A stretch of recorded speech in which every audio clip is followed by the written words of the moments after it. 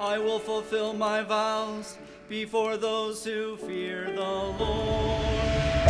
How could a convicted sex offender end up on a Cleveland Catholic Church's altar leading songs, standing right next to the bishop? It's a question that led to the removal of a local pastor and has victims' advocates raising concerns. For 20 years, the bishops around the United States have promised better accountability, better oversight. Clearly, it doesn't work. 2 decades after the Boston Globe's Spotlight investigation that exposed a child sexual abuse crisis, tonight News 5 investigators take a new, in-depth look at the Cleveland Diocese and its leadership. In 2020, Cleveland's Bishop Edward Malesic came from the Greensburg Diocese in Pennsylvania that had just been hit with a child sex abuse lawsuit. News 5 investigator Jonathan Walsh traveled to Pennsylvania to learn more. Let's be clear right off the top here, Rob, that Bishop Malesic has not been accused of sexually abusing children, but he was named in the Greensburg lawsuit as the leader of the diocese, and then another suit later on based here in Cleveland. So here's what we're going to lay out for you tonight. There are accusations that the bishop and others have withheld information about child abuse committed by priests. The church denies it. You'll also hear what a federal judge has to say. Now, the victim in the Greensburg case is stepping forward for the very first time, exclusively with us. Parents, this might be a good time for you to take young children out of the room, because we want to warn you, the details are disturbing. My teachers always called me a child full of love and abundance of affection.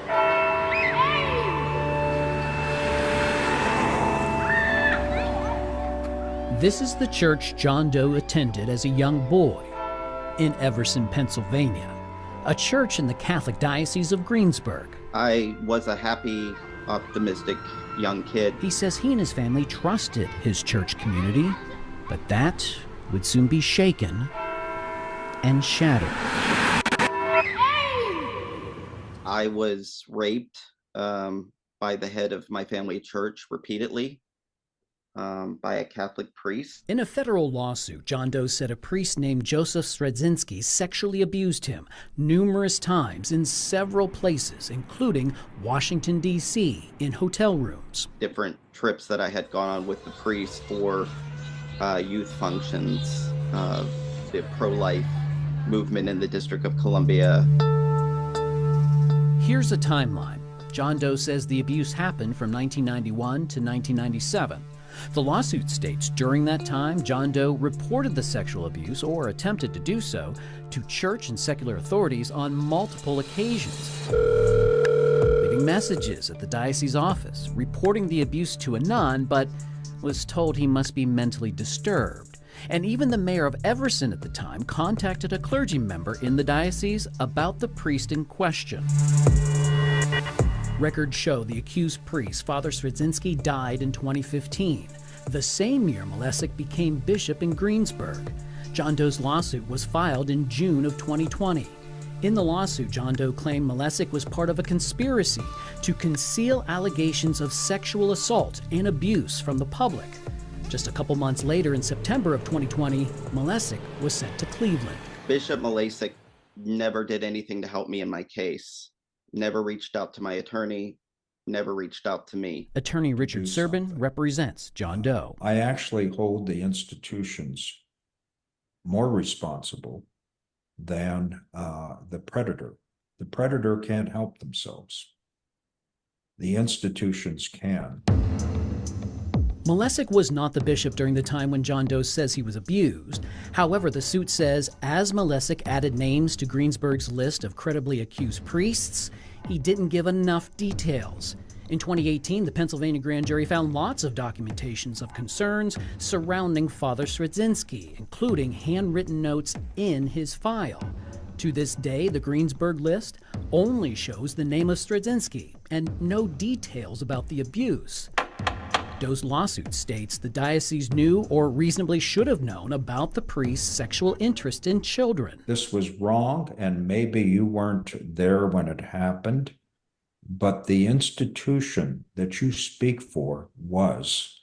And this was a crisis. The suit also claimed the defendants conspired to conceal the improper and illegal activities taking place within the diocese. Bishop Malesic didn't do anything to help me heal.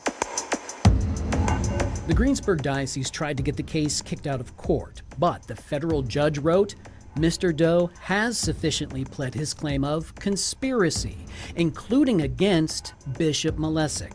So the case against Malesic could move forward. The bishop's only concern is to protect the liabilities of the church. There's what I call a conspiracy of silence. As we were looking into this story, in August, we got this letter from the Catholic Diocese of Cleveland, saying in part, the bishop has never once concealed or conspired to conceal the sexual abuse of any person, and that under his direction, the diocese continues to educate, train, and background check thousands of employees and volunteers. But many question, what about the convicted sex offender and recent church volunteer, Keith Kozak? I will praise you, Lord. Kozak was able to volunteer to lead songs from the altar at a Cleveland Catholic church, including this year. He stood next to Bishop Malesic and even helped with children's services.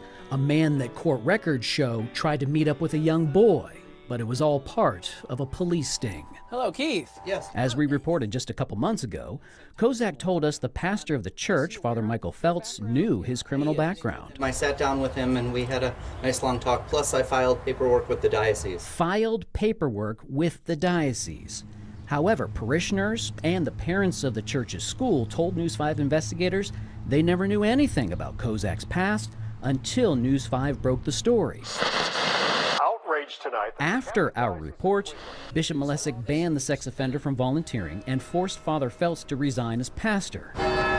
Release full details. Victims' advocates have called into question the bishop's leadership. He needs to put the same effort that he does with his fundraising into notifying parishioners and parents and the community at large. The ultimate act of compassion by a bishop is to release information.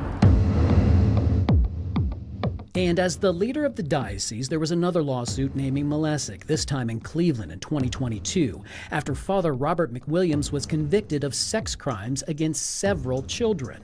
In an email, the diocese told us in part that McWilliams was a master of deception. Not even the best policies can guarantee that a person intent on committing evil will be stopped, and McWilliams was thoroughly vetted and screened. However, an attorney for one of the victims says the Catholic Church's efforts are not working. They're just not doing enough. The McWilliams lawsuit was settled. The lawsuit of John Doe versus the Greensburg Diocese and Bishop Malesic was settled too. Soon after, the judge in that case wrote, the pleadings are sufficient to establish a claim for conspiracy to commit fraud.